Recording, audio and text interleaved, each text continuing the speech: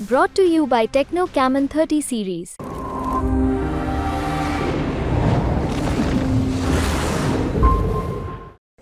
अभी हम बाहरी दिल्ली के डीटीयू सेंटर पर खड़े हैं और यहाँ बात की जाए तो बीजेपी के जो उम्मीदवार है वो हमारे साथ में योगेंद्र चंदोलिया जी है। 1 लाख से ज्यादा की जो बढ़त है वो यहाँ पर देखी जा रही है। कहीं ना कहीं खुशी का माहौल जरूर है। बाहर डीटीयू सेंटर के बाहर भी जो लोग हैं वो ढोल नगाड़े लेकर पहुंच गए। योगेंद्र जी से बात करेंगे। योगेंद्र जी बताइए कैसा माहौल है। अब खुशी काफी, क्योंकि 1 लाख की जो बढ़त है वो चेहरे से साफ साफ देखी जा सकती है। क्या कहेंगे लोगों को? देखिए, दिल्ली की जनता ने नरेंद्र मोदी जी को समर्थन किया है। हमारे सातों प्रत्याशी अपनी अपनी लीड बनाए हुए हैं, सातों जीतेंगे। मुझे भी जानकारी लगी कि मैं 1 लाख से अधिक वोटों से आगे हूं। निरंतर शाम मुझे लगता है कि 4-5 बजे तक काउंटिंग होगी तो ये लीड और बढ़ती जाएगी। दिल्ली में रिकॉर्ड मार्जिन से मैं जीतने जा रहा हूं।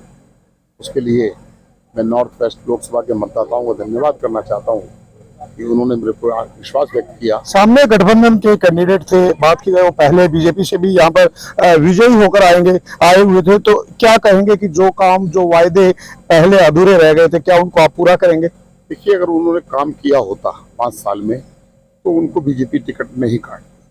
उन्होंने काम नहीं किया। नरेंद्र मोदी को काम करने वाले आवश्यकता होती है। मुझे टिकट दिया है, मोदी जी ने मुझ पर विश्वास व्यक्त किया है। मैं मोदी जी की कसौटी पर खरा उतरूंगा और नॉर्थ वेस्ट लोकसभा को दिल्ली में नहीं अपितु देश की टॉप 10 लोकसभाओं के अंदर काम कर मैं दिखाऊंगा। क्या कहेंगे? बात की जाए अपोजिशन की तो वो भी दावा कर रहे थे कि 7 सीट जो है वो हमारी रहेंगी। उसके बारे में क्या कहेंगे और क्या क्या मेन जो मुद्दे हैं वो रहेंगे आम जनता के लिए? देखिए, दिल्ली के अंदर आम जनता बड़ी प्रभावित, परेशान है कांग्रेस आम आदमी पार्टी से। राशन कार्ड नहीं बन रहे, राशन कार्ड में एंट्री नहीं हो रही, वृद्धावस्था पेंशन नहीं है, लोगों को पीने का पानी नहीं मिल रहा, बिजली के मनमाने बिजली के बिल आ रहे हैं, सारी समस्याएं हैं। करप्शन, शराब का करप्शन, कितने करप्शन है, स्कूल घोटालों का करप्शन। अब मुझे लगता है कि आम आदमी पार्टी का समय आ गया है और दिल्ली की जनता ने जो मत दिया है, मैं ये मानता हूँ कि 2025 की विधानसभा का चुनाव आज सेमीफाइनल था। तीसरी बार भारतीय जनता पार्टी हैट्रिक मान रही है। 2025 के अंदर विधानसभा जीतेंगे। उसके लिए कल से ही काम प्रारंभ कर दूंगा।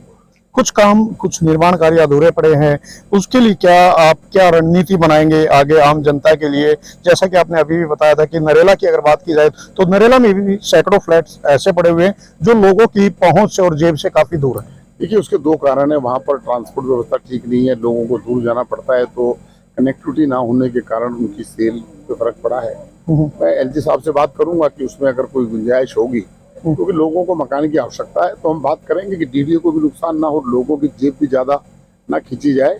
और नहीं तो उसका अगर मान लो कि कोई डीडी की स्कीम ऐसी नहीं है तो कहीं ना कहीं हम वहाँ पर एक यूनिवर्सिटी बनाएंगे, एक एजुकेशनल हब बनाएंगे और उन मकानों को जो हम हॉस्टल के रूप में भी कर सकते हैं। क्योंकि जितनी लैंड डीडीए की जो हमारे पास है उसके अंदर हमारा 2 सेंटर स्कूल बनाने की बात हमने कही है, यूनिवर्सिटी बनाने की बात कही है, इंजीनियरिंग कॉलेज बनाने की बात की है, मेडिकल कॉलेज बनाने की बात की है, कम्युनिटी सेंटर बनाएंगे, चौपाल बनाएंगे, पार्क बनाएंगे।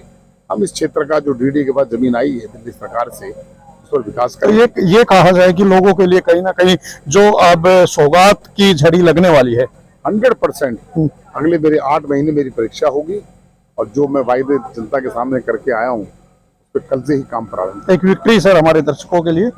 बिल्कुल। तो योगेंद्र चंदोलिया जी की अगर बात की जाए तो उनका यही कहना है कि कल से ही युद्ध स्तर पर जो आम जनता के लिए जो काम है वो शुरू कर देंगे, लेकिन कहीं ना कहीं जीत की खुशी काफी देखने को मिल रही है। राजेश खत्री।